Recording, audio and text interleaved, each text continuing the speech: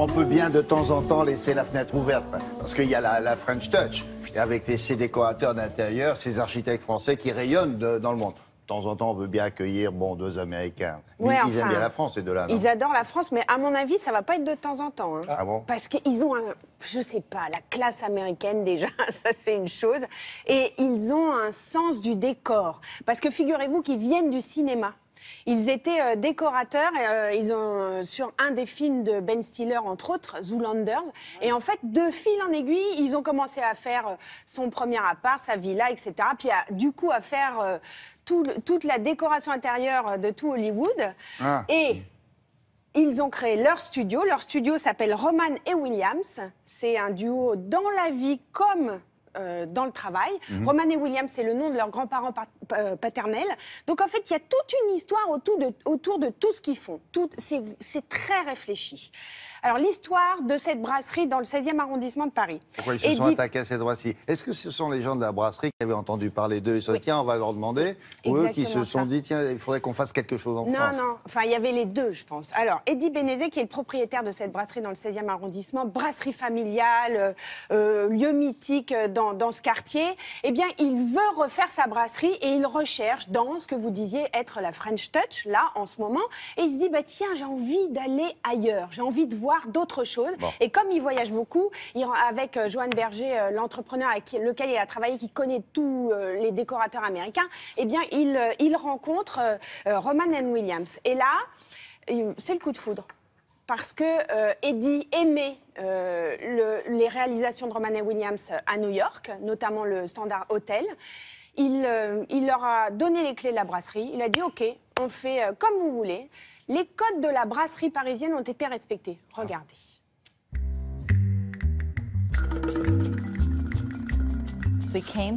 Quand on est venu à Paris, on a vu la rotonde dans son état d'origine. Elle était très belle, mais un peu fatiguée. Eddie, le propriétaire, voulait créer quelque chose de neuf, laisser sa patte sur le quartier tout en s'insérant dans l'ambiance du 16e. Créer un endroit où tout le monde, jeune comme vieux, pourrait aller. Un endroit qui aurait retrouvé une seconde vie. Les matériaux qu'on a utilisés sont liés à des concepts fondamentaux du design. On était tous d'accord sur le fait qu'on voulait quelque chose qui dure.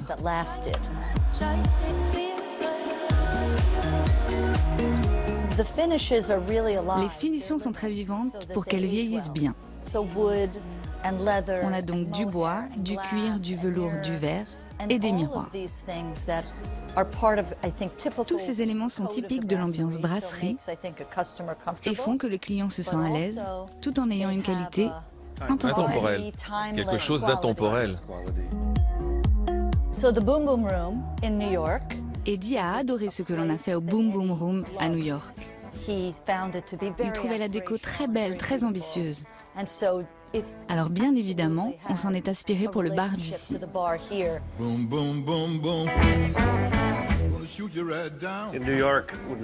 Quand on a fait la déco du Boom Boom Room à New York, cet arbre, c'était pour nous le symbole d'une économie à nouveau florissante, d'une nouvelle croissance, parce qu'il a ouvert en 2008 au pire moment de la crise.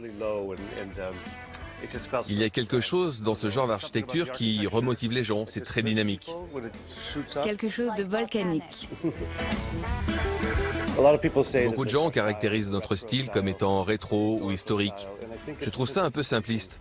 Je trouve au contraire qu'on a un style très moderne, très en prise avec le présent.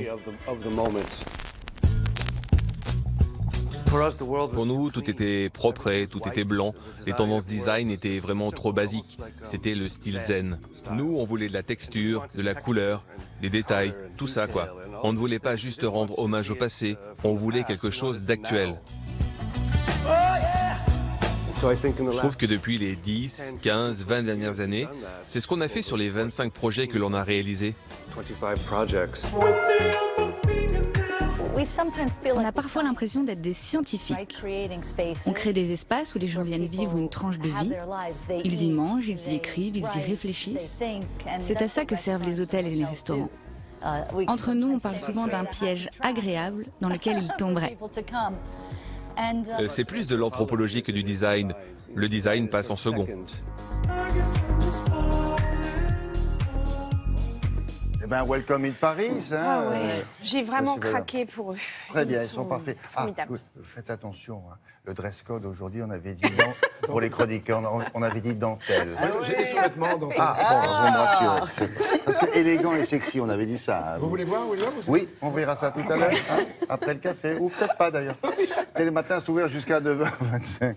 Vous bougez pas, le temps d'aller faire un tour, justement, la machine à café, et on revient.